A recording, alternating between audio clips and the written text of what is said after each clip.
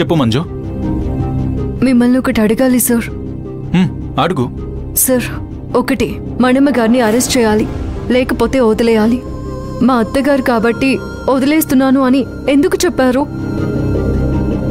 దానివల్ల మా ఫ్యామిలీలో ఎన్ని గొడవలు జరుగుతాయో మీకు తెలియదు సార్. నువ్వు నా స్టేషన్లో ఏఎస్ఐవి కాబట్టి, నీ సిన్సియారిటీ ఏంటో నేను అర్థం చేసుకున్నాను కాబట్టి నిజంగానే నిన్ను చూసి ఆవిడ్ని విడిచిపెట్టాను. మీ ఉద్దేశం మంచిదే సార్. నాకు మీరిచ్చే ఆ రెస్పెక్ట్ని వాళ్ళు మరోలా అనుకుంటారు. మరోలా అంటే? నేను ఎంప్లాయీని, వాళ్ళేమో నాన్ ఎంప్లాయ్. అలా పోలిక చేసుకొని ఆ ఇంటి కోడల్ని కాబట్టి నన్ను దెప్పి పొడుస్తూ ఉంటారు సార్. అలా అయితే వాళ్ళ మీద నువ్వు కేసు పెట్టు. ఇంకొకసారి ఇంటికి వెళ్లకుండా చేస్తాను. నేను చెప్పేది బాగా విను మంజు. మీ అత్తగారు చేసేది వడ్డీ వ్యాపారం. ఇవి ఫామ్ రిజిస్టర్ చేయకుండా నడుపుతుందని నాకు బాగా తెలుసు. అంటే ఇల్లీగల్ బిజినెస్ చేస్తుందన్నమాట. అరెస్ట్ చేసి లోపల వేయడం నాకు పెద్ద పని కాదు మంజు. నేనలా చేస్తే ఏఎస్ఐ కోడలో అండ చూసుకొని కోట్ల రూపాయల్ని వడ్డీకి తిప్పుతున్న మణెమ్మ అని పేపర్లో, టీవీలో ప్రచారం అవుతుంది. దాంతో నీకు లేనిపోని బురద అంటుకుంటుంది. మంజు, నా రూంలోకి వెళ్ళి కబోర్డ్లో 1,00,000 రూపాయలుంటాయి, తీసుకొచ్చి అతనికిచ్చేయి. సంతకం పెట్టించుకో. అలాగే అత్తయ్య.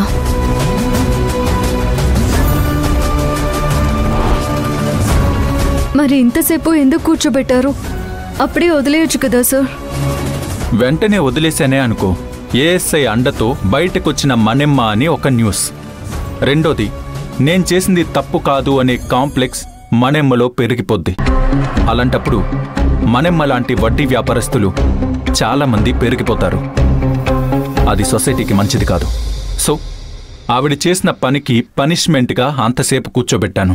అంతా బాగుంది సార్. సో ఎవరూ ఇబ్బంది పడకూడదు, అన్యాయం చేసిన వాళ్ళు తప్పించుకోకూడదు. బాగానే ఉంది సార్. మరి నాకెందుకు శిక్ష వేశారు సార్? నేను నీకెందుకు శిక్ష వేశాను మంజు? ఏఎస్ఐ మంజు వల్ల మిమ్మల్ని వదిలిపెడుతున్నాను అంటే నా భర్త నుండి, నా అత్త నుండి నాకు గొడవే కదా సార్. చూడు మంజు, ఒంటి మీద యూనిఫామ్ వేసుకున్నప్పుడే నో ఫ్యామిలీ, ఓన్లీ యూనిఫామ్, అంతే. తెలుసు సార్. నేను యూనిఫామ్ వేసుకున్నాను కాబట్టే అక్కడ గొడవ చేస్తున్నది మా అత్తయ్య అని తెలిసే వెళ్ళాను. నేను తప్పించాలని చూస్తే అక్కడి నుంచే మా అత్తయ్యని పంపించేసేదాన్ని. అలా చేయలేదు. లేక నా ప్లేస్లో వేరే పోలీస్ని పంపించుండేదాన్ని. అలా కూడా చేయలేదు. నా డ్యూటీ నేను చేశాను.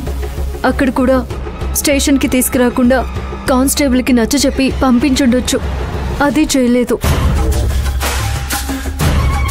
ఇక్కడ కూడా స్టాఫ్ అంతా మీ బర్త్డే చేస్తుంటే నేను కూడా ఏఎస్ఐగా చేశాను.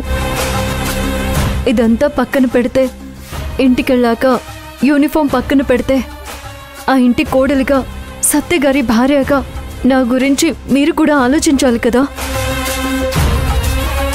లేదు మంజు, నేను యూనిఫామ్ గురించే ఆలోచిస్తాను.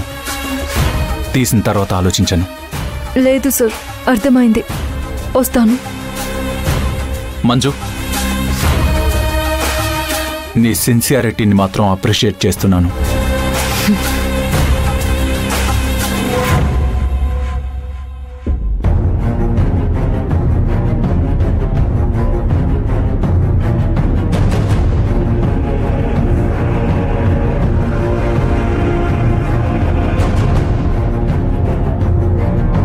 అదేంటి మేడం, మీరు వెళ్ళలేదా? నీతో మాట్లాడిన తర్వాతే వెళ్ళాలనుకున్నాను మంజు. ఏంటి మేడం, చెప్పండి. నీ ఫ్యామిలీలో నీకేం జరగబోతోందో నాకు అర్థమవుతోంది. అది నీకు తెలుస్తోందా మంజు? ఇప్పుడు మా అత్తయ్యని స్టేషన్కి తీసుకురావడం గురించేనా మీరు అనేది? అవును మంజు. నేను నా డ్యూటీని మాత్రమే చేశాను మేడం.